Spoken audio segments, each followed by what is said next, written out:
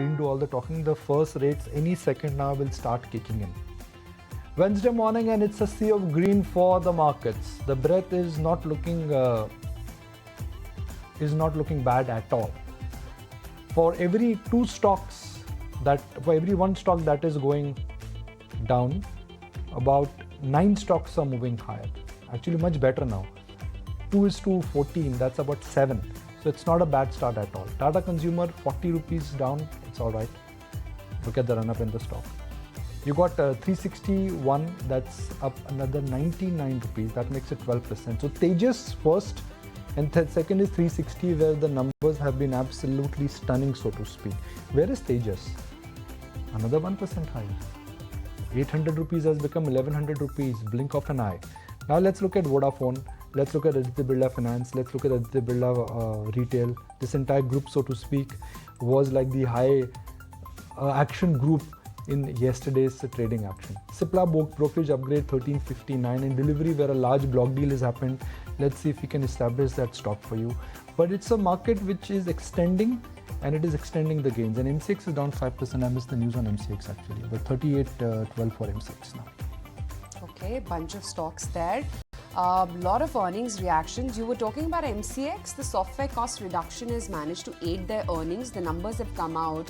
The EBITDA stands at 102 crore rupees versus an EBITDA loss on a sequential basis. I don't know why MCX is down. It should actually be up, given that the numbers are quite okay. Cyient DLM as well. The EBITDA has jumped up nearly about 19%. Profit has seen an uptick of 80%. Cyient DLM as well has made a gap up start. Almost 13.5% is the bump up that you're seeing on that particular stock. 361, Nikunj was just highlighting that. They've seen the total AUM rise about 3% on a sequential basis. Revenue uptick of about 31%. So very good numbers coming in there, even from MCX for that matter. There's a bunch of other stocks which haven't done all that well in terms of their earnings. Of course, there's Tata Consumer, where the numbers are mixed, and the beverage business revenue growth has been below the estimates. 4% slash down coming in for Tata Consumer. ICICI Pru, the VNB margin has seen a further decline. It's fallen 26% on a year-on-year basis, 5.5% lower for ICICI Pru. This Tata Elxsi, wherein the numbers have been weak. The constant currency revenue is down about 0.6% on a sequential basis, 4.5% down to coming in on Tata Elxsi as well. Even for Nelco, there's been an EBITDA slip of 13%. Margins have fallen to 50%. That stock is well lower by 3.25%. And then, of course, there's Dr. Reddy's as well, which has recalled one of its drug powders for oral solution in the US. Huhtamaki as well, the EBITDA downtick of 20%, margins at 6.7 versus 7.7 on a year-on-year basis, which is why that gap down on that stock of about 7% coming in this morning.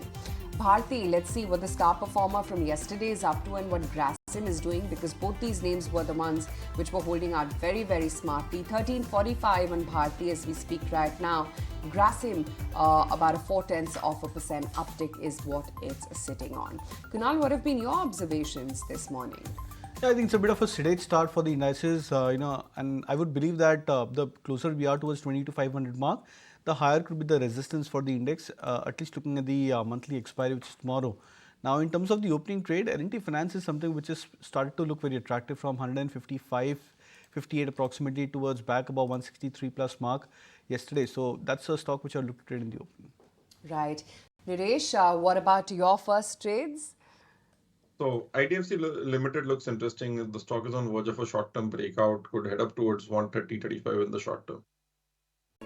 If you like this video, then like, share and subscribe to ET Now.